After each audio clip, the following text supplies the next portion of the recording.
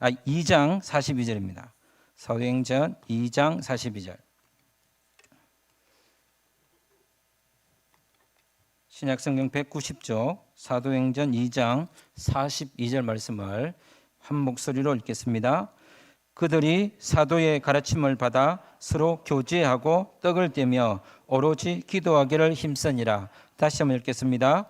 그들이 사도의 가르침을 받아 떡을 떼며 오로지 기도를 힘쓰니라.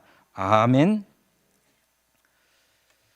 사람이 살아가다 보면 나의 원함과 다르게 환경은 나에게 갈급함을 만들어낼 때가 있습니다.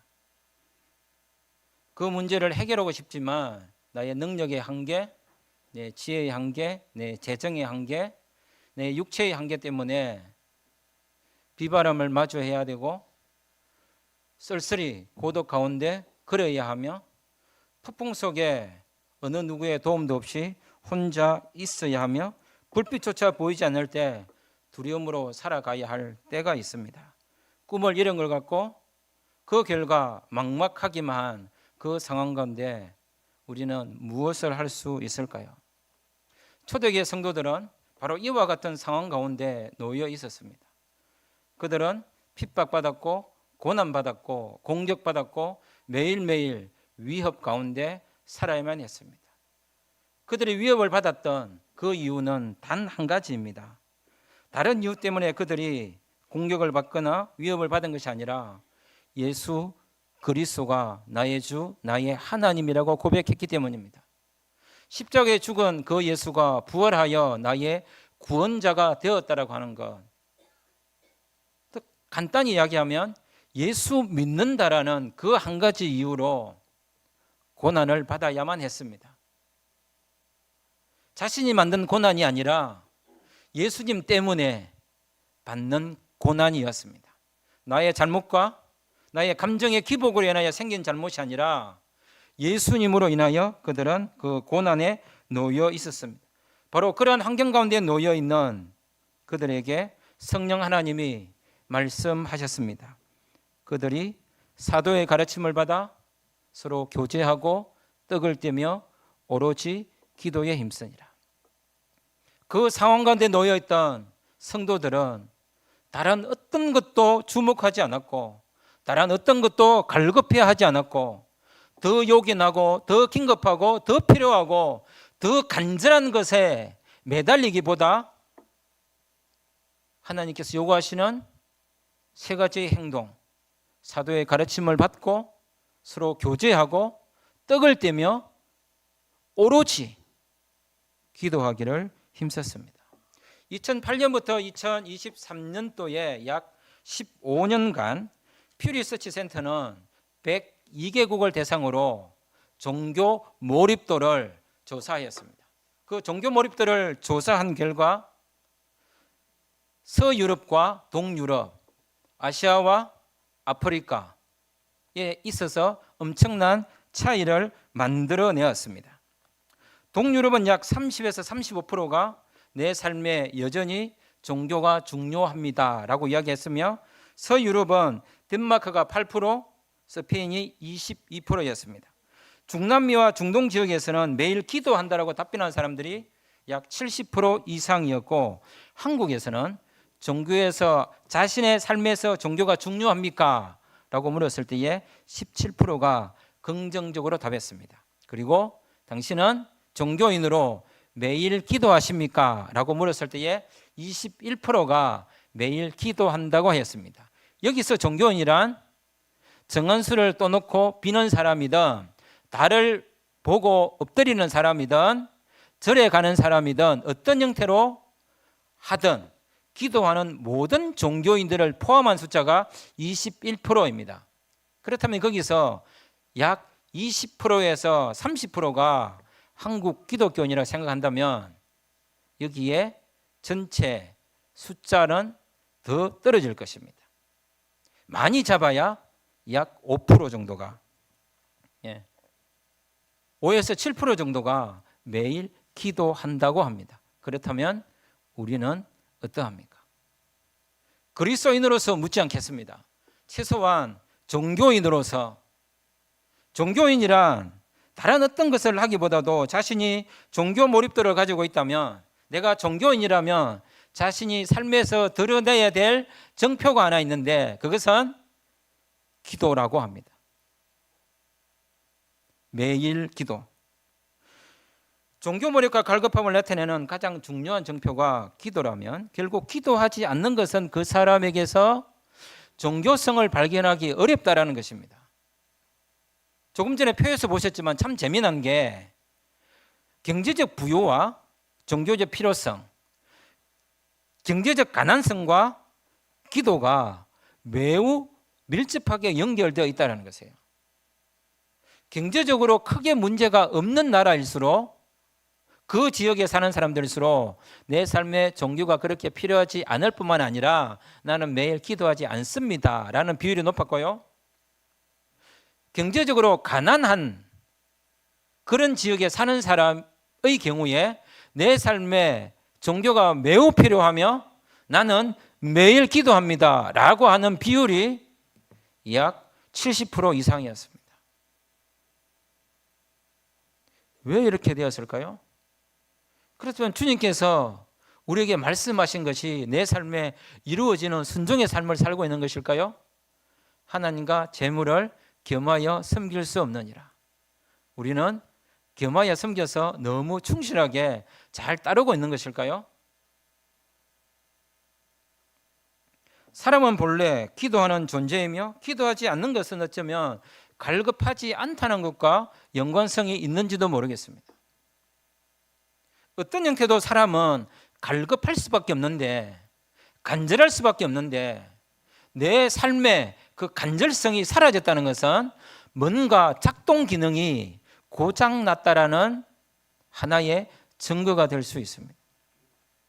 그래서 초대교회 성도들은 세 가지의 고백적 행동으로 자신들이 무엇에 갈급해야 하는지를, 그들의 두려움을 이 갈급함으로 해결했으며 자신들이 그 두려움을 이기는 믿음의 삶을 살았습니다. 첫째, 그들은 사도의 가르침을 받고 오로지 기도했습니다. 사람이 너무 갈급하다 보면 방향성을 잃게 됩니다. 방향성을 잃게 되면 무엇이라도 잡고 싶고 붙들고 싶은 마음이 생깁니다. 더 허둥지둥하게 되고요, 더 조급하게 되어서 더 허우적거리게 됩니다. 그때에 정보를 찾기 바쁘고요, 자료를 구하기 바쁘고, 누구라도 조금이라도 도움을 주면 좋겠는데 라고 하는, 정확한 답이 아닐지라도 무엇이라도 붙들려고 하는 그런 마음이 생깁니다. 바로 이 상황 가운데 놓여있던 성도들은 그들의 허겁지겁한 그 허둥됨을 문제의 상황 가운데 노출시키기보다 그들은 사도의 가르침을 먼저 받았습니다. 더 좋은 지혜, 더 좋은 판단도 필요했지만 사도들은 하나님의 말씀을 붙들었습니다. 그럴 때 그들은 허우적거리지 않았으며 자신의 감정, 자신의 염려, 자신의 계획에 의하여서 방향이 이뤄지기보다는 자신이 자신의 삶의 판단자가 아니라, 자신의 삶의 주인이 아니라, 내 감정에 충실한 자가 아니라 두려움으로 인하여 내 감정이 끌어오르는 그 감정적 주인이 아니라 말씀을 붙들기 위하여 그들은 사도의 가르침에 집중했습니다. 시편 119장을 먼저 보겠습니다. 시편 119장 36절입니다. 함께 읽겠습니다. 내 마음을 주의 증거들에게 향하게 하시고 탐욕으로 향하지 말게 하소서. 내 눈을 돌이켜 허탄한 것을 보지 말게 하시고 주의 길에서 나를 살아나게 하소서. 50절, 이 말씀은 나의 고난 중의 위로라. 주의 말씀이 나를 살리셨기 때문이니다. 나의 영혼이 주의 구원을 사모하기에 피곤하오나 나는 주의 말씀을 바라나이다. 주의 법이 나의 즐거움이 되지 아니하였다면 내가 내 고난 중에 멸망하였으리다. 아멘. 다른 데 있지 않습니다. 나를 살리는 것, 내가 멸망하지 않게 하는 것, 그럼에도 내가 마지막 호흡을 붙들고 살아갈 수 있는 것은 말씀을 들었기 때문이라고 합니다. 말씀을 붙들었기 때문이라고 합니다. 성도 여러분, 이 말이 뻥이 아닙니다.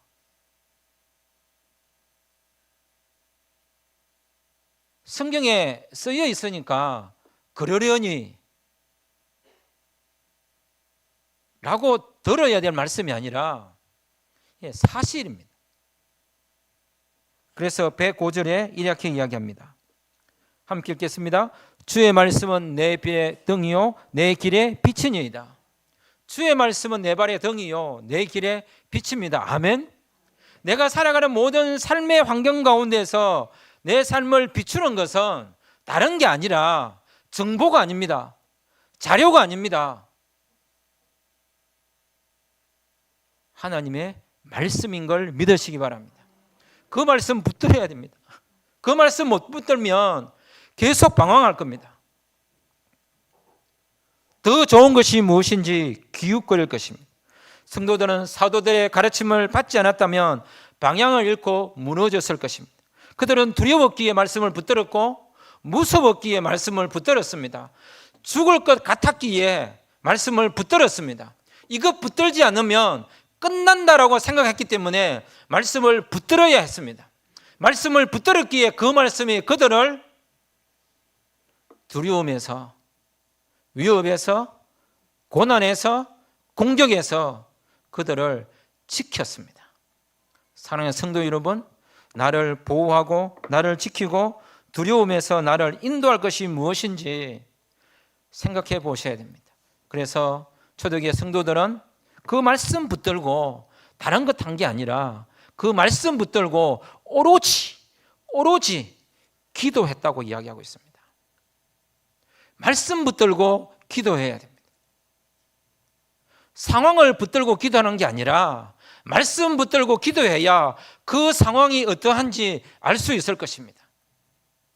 그것은 바로 또 상황을 하나님께 올려드려서 내가 그 상황을 해결하는 자가 아니라 하나님께서 말씀으로 지혜를 주시기를 구하는 것입니다.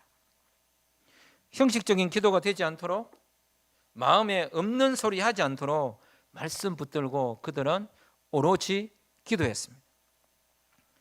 내가 살아가는 매일의 삶을 뒤돌아보면 사실 짜증, 화, 투덜거림, 대꾸 이런 것들이 있죠. 제가 언젠가 제 삶을 되돌아보니까 여전히 제가 대꾸라는 걸 하고 있더라고요. 핑하면 퐁하면 안 되거든요. 그런데 여전히 왜, 뭐, 어쩌라고 멍청하게 짝이 없는 짓을 하고 있어요. 이기지도 못할 싸움을 왜 그렇게 하는지 모르겠어요. 그리고 또 짜증이라는 걸 내더라고요. 왜 그럴까요? 자기가 그 상황의 주인이 되고 싶은 겁니다. 내 감정에 충실하고 싶은 거예요. 그런데 제가 지난 한 주간 동안 짜증을 하나도 안 냈습니다. 제 판단에 의해서. 대꾸도 안 했습니다. 핑 할 때 퐁 안 했습니다. 핑 하면 한 귀로 듣고 흘렸습니다. 그렇다고 무시한 건 아닙니다. 근데 짜증 낼 때, 대꾸할 때, 화를 낼 때, 내 감정에 충실할 때에 내 삶의 환경을 되돌아보니 말씀이 적었거나 말씀이 약했거나 말씀 묵상을 형식적으로 했거나 기도의 깊이가 없거나 기도가 약했거나 기도의 시간이 작았거나 기도의 빈도수가 띄엄띄엄 했던 것을 분명하게 확인할 수 있었습니다. 저만 나쁜 놈입니까? 뭐 남 이야기 듣는 것처럼 뭐 별반 다르지 않을 거라 생각합니다. 나이가 들면 철이 들 줄 알았습니다. 여전히 철이 들지 않습니다. 언제쯤 철이 들고 언제쯤 겸손해질 수 있을까요? 아마 안 될 거라 생각합니다. 우리가 겸손해질 수 있다고요? 아니요. 사람들로부터 손가락질을 당하고 무시를 당하고 핍박을 당하고 어찌 인간이 저럴 수 있지라고 하는 일을 약 1000번 이상 겪고 난 이후에야 그때야 비로소 겸손해질 수 있을까요? 겸손한 척은 할 수 있을 거예요. 사람은 그렇게 쉽게 겸손해지지 않습니다.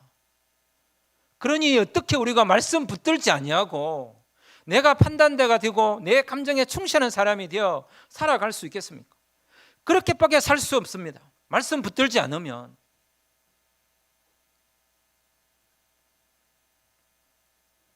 간단히 말하면 내가 살기 위해서라도 다른 사람을 공격하지 않기 위해서라도 주어진 삶의 환경에서 무너지지 않기 위해서라도 말씀 붙들고 오로지 기도하는 일을 가볍게 여겨서는 안 됩니다.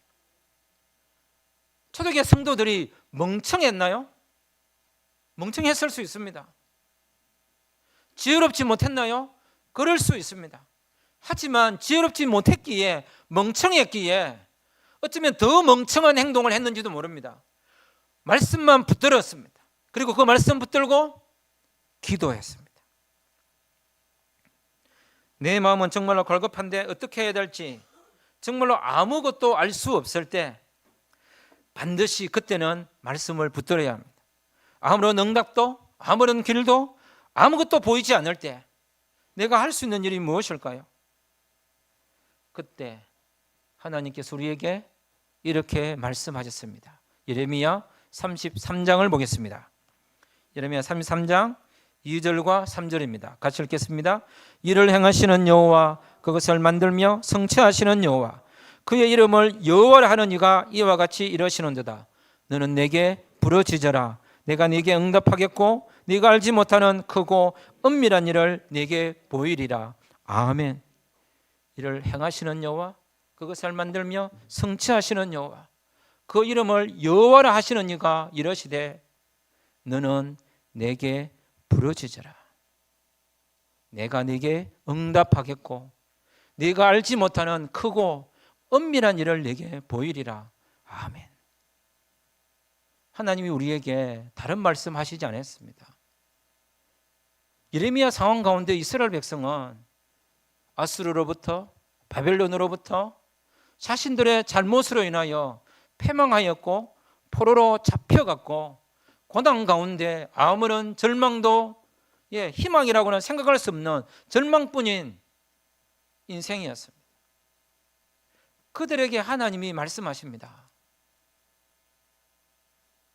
이를 만드는 내가 그리고 그것을 성취하는 내가 한다. 단지 하나 너희들은 내게 부르짖으라. 하나님 앞에 부르짖는 게 자존심 상하는 일일까요?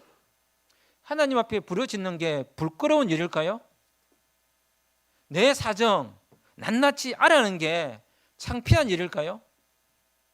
아니면 내가 믿음으로 살지 못했다는 것을 다 드러내는 일이기 때문에 내 믿음이 뭔가 새마을 게 없어서 아무것도 아닌 것 같은가요? 아니요. 그것보다도 더 중요한 것은 부르짖으라 할 때 부르짖는 그게 하나님을 믿는 믿음입니다. 하나님을 인정하는 고백입니다. 하나님의 말씀이 내 삶에 성취되는 그 순간입니다. 내가 매일매일 하나님의 말씀이 창조의 역사로 내 삶에 이루어지는 것을 성취하는 것을 경험할 수 있는데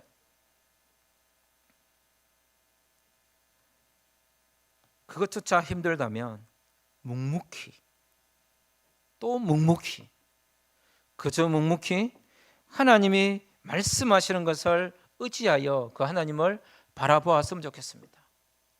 그 바라보는 것조차 고개 들 힘이 없다면 한 줌 남은 그 호흡의 한마디를 모아서 주야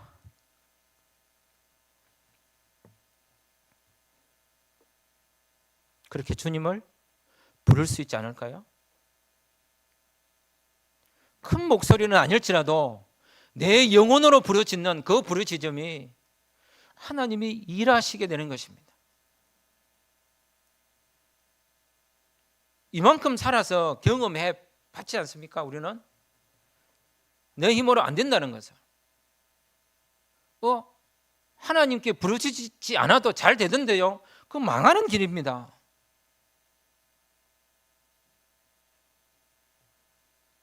세상을 창조하신 그 하나님께서 우리에게 말씀하십니다. 그 말씀을 듣기 위해서는 한 가지 조건이 필요한데요. 그것은 멈춤입니다. 멈춰야 됩니다. 빛조차 보이지 않고 비바람이 몰아치고 꿈조차 잃어 막막한 그 삶의 상황 가운데서 허우적거리고 발부둥 치면 칠수록 더 수렁에 빠질 것입니다. 그때 멈춰야 됩니다. 뭔가 해보고자 하는 그것을 멈춰야 됩니다. 멈추고 십자가에 계신 주님을 바라봐야 됩니다. 말씀을 붙들어야 됩니다. 너무 성성정구하고 잘 달리고 있습니까? 아무런 인생에 고난도 없고 모든 일이 술술술 잘 풀리고 있습니까? 그때 멈춰야 됩니다. 멈추지 않고 달리면 하나님이 내버려 두십니다. 그냥 잘 되도록. 하나님이 버려 두십니다. 잘 되면 잘 될수록 멈춰서 하나님의 말씀을 들어야 됩니다. 내가 왜 이리 잘 되지? 왜 이리 나는 걱정이 없지? 왜 나는 이렇게 평안하지? 왜 이렇게 나는 감사덩어리가 많지? 그런데도 하나님을 찾지 않습니까? 그런데도 갈급하지 않나요? 그런데도 하나님을 부르짖지 않는다면 잘됨으로 인하여 그 사람이 교만해진 것입니다. 그것을 사사기는 목이 곧은 백성이라고 했습니다. 높이 올라갔을 때에 무너지면 그 상처가 더 큽니다. 괜한 간증거리 만들지 마시고, 왜 삶에서 자꾸 간증거리 만드십니까? 말씀 듣고 기도하고 하나님 바라보고 또 잘못했다 하고 어찌하며 살아가는 것이 하나님의 백성입니다. 두려워하는 그 순간에도 초대교회 성도들은 겁먹은 그들의 마음까지 하나님께서 그 골방에 움츠려 숨어 있는 그들에게 하나님이 찾아가서 말씀하셨습니다. 그들은 활개칠 수 있는 환경에서 말씀을 들은 것이 아니라 공포 가운데 숨어들었던 그 골방에서 하나님의 말씀을 들어야 했습니다. 그들은 그 말씀을 붙들고 하나님이 자신들을 향한 뜻이 무엇인지 듣고 싶어 했고 알고 싶어 했습니다. 비가 내리고 창수가 나고 바람이 불어 그 집이 부딪히되 그 무너짐이 심하지 않으면 그 주초를 반석 위에 둠이라고 말씀하셨습니다. 예수님을 믿어도 바람을 맞습니다. 예수님 믿어도 풍랑을 겪습니다. 하지만 그 바람과 풍랑으로 인하여 결코 무너지지 않는 것이 말씀을 붙들고 살아가는 그리스도인의 삶입니다.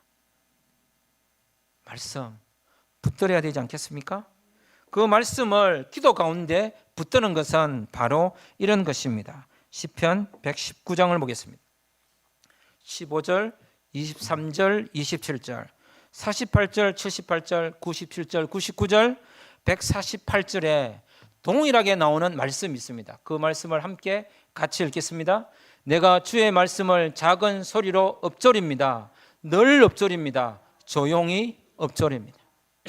예, 시편 기자는 매일매일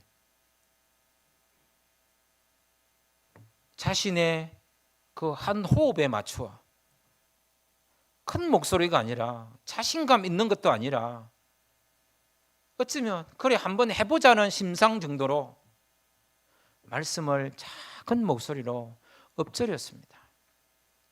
기운이 없었겠죠. 말하는 것도 귀찮고 힘들었을 것입니다.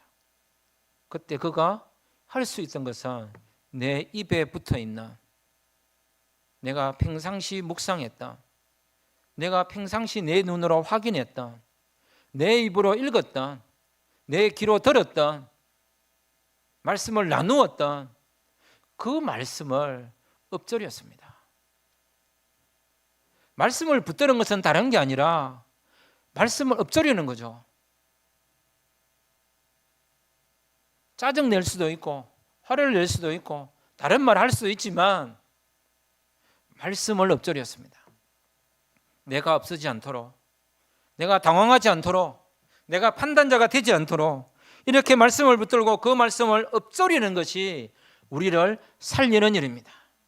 말씀을 엎드려 보십시오. 그 말씀이 역사할 겁니다. 말씀을 계속 읽고 그 말씀을 기억하는 것이 우리를 살리는 것입니다. 외로움에서, 폭풍 속에서 우리를 두려워하지 않게 합니다. 나의 하나님, 이를 행하시는 여호와, 그것을 만들어 성취하시는 여호와, 그 이름을 여호와라 하시는 이가 우리에게 말씀하셨습니다. 그 말씀 붙들고 오로지 기도하라. 둘째, 초대교회 성도들은 서로 교제하며 오로지 기도했습니다. 혼자였다면 정말로 힘들었을 것입니다. 아무도 없었다면 견딜 수 없었을 것입니다.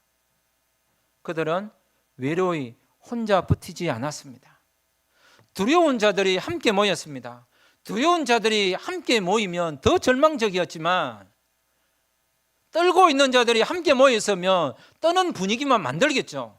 그런데 그들은 그 뜸 가운데, 그 두려움 가운데 두려워하면서 말씀을 붙들고 함께 모여 있었습니다. 사랑하는 성도 여러분, 어떤 상황에 놓여 있습니까?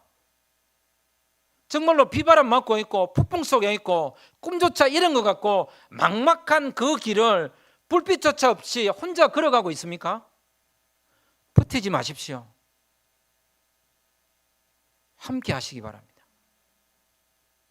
누군가에게 기도 부탁을 하십시오. 초대교회 성도들은 말씀을 받고 서로 교제하였습니다. 그 교제할 때 그들은 오로지 기도했습니다. 성도의 교제가 있었기에 그들은 숨을 쉴 수 있었습니다. 우리가 서로에게 기도를 부탁하는 것은 실패가 아닙니다. 내가 누군가에게 기도를 부탁하는 것은 나의 부끄러움을 덜추어내는 게 아닙니다. 내가 누군가에게 기도를 부탁하는 것은 내가 잘못 살아왔다는 것을 고백하는 그런 게 아닙니다. 기도를 부탁하는 것은 내가 사는 일이고 나를 위해서 기도해 주는 그 사람의 영적 건강을 내가 또한 챙기는 것입니다. 죽어가는 나도 건강하게 보이는 누군가를 챙길 수 있는 일이 뭐냐면 내 어려움을 가지고 그 사람에게 부탁하는 거예요. 이런 이야기 할 수 있겠죠. 나도 힘들어 죽겠는데 너까지 내한테 기도 부탁하나? 서로 사는 길입니다. 주님은 그렇게 우리가 서로 살게 만들어 놓았어요. 옆 사람 보십시오. 예, 기도 잘하는 사람 같지 않습니까? 아니요, 5%에 속하는 사람일지 모릅니다. 굳이 매일 기도하냐고 묻지 마시고 기도해 주세요라고 말해 보십시오. 예, 옆에 사람에게 기도해 주십시오. 기도 부탁드립니다. 보고 하세요. 특별히 부부간에 더 해야 됩니다. 절대 아내가 남편을 위해서 기도하는 줄 아세요? 매일 기도하지 않는다니까요. 아니 매일 기도하는 사람이 약 많아야 7%밖에 안 되는데 정말로 내 아내가 내 남편이 나를 위해서 기도한다고 착각하세요? 절망적입니다. 미안합니다. 우리 기도 안 한다니까요. 예, 기도 부탁하세요. 빨리 기도 부탁합니다. 자녀가 부모도 자녀에게 기도 부탁해야죠. 자녀가 믿음이 더 좋을 수 있잖아요.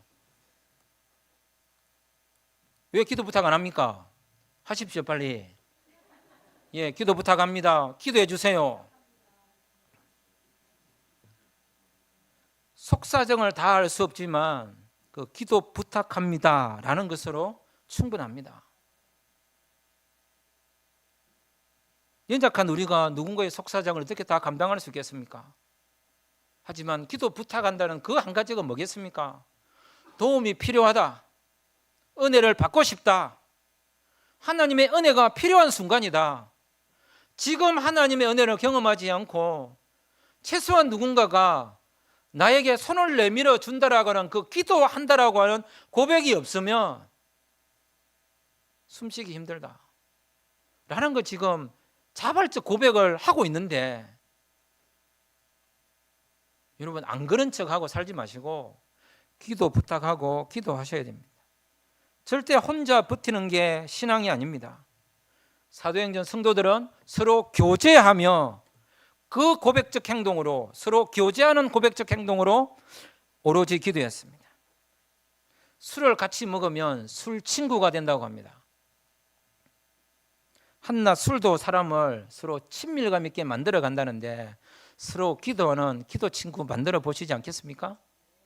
혹시 이 여름에 시원한 하트, 가스, 여러분 이런 거 생각하지 마시고, 혹시라도 이 여름에 갈증을 해소하게, 그 자신의 갈급함을 해결하기 위하여 술로 서로의 친밀감을 만들지 마시기 바랍니다.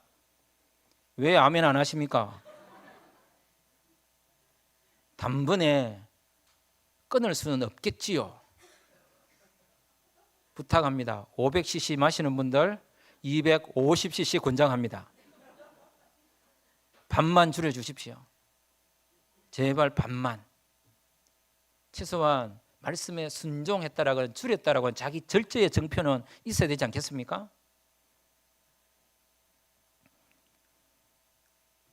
내일부터 반잔 줄이기 위해서 오늘 다 퍼마시지 마시고, 그리스도의 사랑으로 예수 안 믿는 사람이 술을 마시는 걸 그 꼴을 못 보겠다. 내가 주의 사랑으로 십자가를 지는 마음으로 내가 세상 술 다 마셔야지. 그렇게 하시면 안 됩니다. 기도해야 성도의 교제가 깊어집니다. 성도의 교제는 기도함으로 나타나야 돼요. 우리의 교제가 기도함으로 깊어지기를 원합니다. 셋째, 그리스도의 몸인 떡을 떼며 오로지 기도했습니다. 십자가를 바라봐야만, 떡을 떼는 그리스도의 살을 찢는 그 십자가 앞에서 우리의 욕망은 부끄러워집니다. 목표가 부끄러워집니다. 그 십자가를 갖는, 떡을 떼는 그 고백이 없으면 갈등으로 살아갈 수밖에 없습니다. 갈등을 잠재우고 욕망을 잠재우며 목표를 바로잡게 하는 것은 다름이 아니라 십자가에 달리신 예수 그리스도의 그 몸을 찢는, 그 떡을 떼는, 그 피를 마시는 그 고백이 우리에게 필요합니다. 아무리 부르짖어도 응답이 없을 때 답답합니다. 그때 누군가가 이렇게 이야기했습니다. 그렇게 부르짖어도 응답 없는 하나님, 그때 하나님이 나에게 말씀하셨습니다. 얘야, 낮은 데로 가라. 거기에 응답이 있었다고 이야기합니다. 바로 십자가겠죠. 성도들은 더불어 마음을 같이하여 오로지 기도함으로 아버지의 약속하신 성령을 받았습니다. 그들은 기도했을 때 성령 충만했고, 그 성령 충만함으로 예수 그리스도가 주라고 고백했고, 그 주라고 고백하는 그것 때문에 그들은 핍박을 받았습니다. 그 핍박을 이기기 위하여 그들이 가진 갈급함은 말씀을 붙드는 것이었고, 성도와 교제하는 것이었고, 떡을 떼는 십자가를 바라보는 고백이었습니다. 말씀 붙들기 위하여 오로지 기도했고, 성도와 교제하기 위하여 오로지 기도했고, 십자가를 바라보기 위하여 그들은 오로지 기도했습니다. 우리 주님께서도 누가복음 22장에 이렇게 말씀하십니다. 44절에 예수께서 힘속에서 더욱 간절히 기도하시니 땀이 땅에 떨어지는 핏방울같이 되더라. 사랑하는 성도 여러분, 예수님이 우리의 구원을 위하여 아버지, 할만하시거든 이 잔을 내게서 옮기시옵소서. 그러나 내 원대로 마옵시고 아버지 뜻대로 되기를 원합니다. 엘리 엘리 라마 사박다니, 어찌하여 나를 버리시나이까. 주님은 우리의 구원을 위하여 간절히 아버지를 향하여 부르짖었습니다. 그러므로 떡을 떼는 고백으로, 말씀을 붙드는 고백으로, 그리스도의 몸을 찢는 그 고백으로 우리 삶에 십자가의 고백이 필요합니다. 사랑하는 성도 여러분, 우리의 갈급함은 말씀을 붙드는 기도, 우리의 갈급함은 서로를 위해 축복하는 기도, 우리의 갈급함은 십자가를 고백하는 기도를 통해 은혜 받기를 원합니다. 하나님은 우리와 함께 하십니다. 하나님은 나를 사랑하시며 나를 위한 놀라운 계획을 가지고 계십니다. 하나님은 결코 우리를 외롭고 쓸쓸하게 두지 않을 것입니다. 하나님을 바라보십시오. 말씀을 붙드십시오. 그리고 함께 기도함으로 교제하십시오. 십자가에서 죽으신 그 주님이 우리와 함께 하십니다. 내가 가진 삶의 모든 문제, 내가 가지고 있는 것, 삶의 모든 고통, 내가 꿈꾸는 그것 주님 앞에 가지고 나아가서 기도하기를 원합니다. 기도합시다.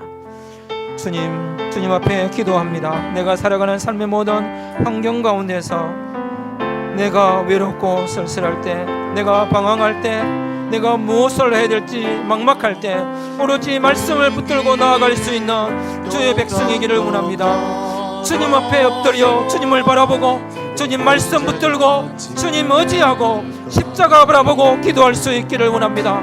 다른 정보에 다른 자료에 귀 기울이지 아니하고 하나님만 바라볼 수 있기 원합니다. 하나님만 의지할 수 있기 원합니다. 십자가를 바라보는 그 고백으로 살아갈 수 있기를 원하오니 한 줌 남은 그 한 호흡으로 주님을 부르며 주님을 고백하며 주님을 의지하며 나가기를 원하오니 주여, 당신의 백성들 가운데 어려움 가운데 놓여 있는 백성을 어루만져 주시고 그의 그 간절한 기도를 들어주시고 응답하여 주시고 이를 행하시는 여호와, 그것을 성취하시는 여호와, 그 이름을 여호와라 네가 말씀하시기를 너는 내게 부르짖으라 내가 내게 응답하겠고 네가 알지 못하는 크고 엄밀한 일을 보이리라고 말씀하셨사오니 이 말씀 붙들고 나아가오니 주여 응답하여 주시고 주여 말씀하여 주시고 주여 함께하여 주옵소서. 주의 백성들이 이러한 은혜로 살아갈 수 있기를 원합니다. 주님 지금은 우리 주 예수 그리스도의 은혜와 하나님의 사랑과 성령의 교통하심이 말씀을 붙들고 성도와 교제하며 십자가를 바라보고 오로지 기도하기를 원하는 당신의 모든 백성들의 삶 가운데 영원히 함께하기를 축원합니다. 아멘.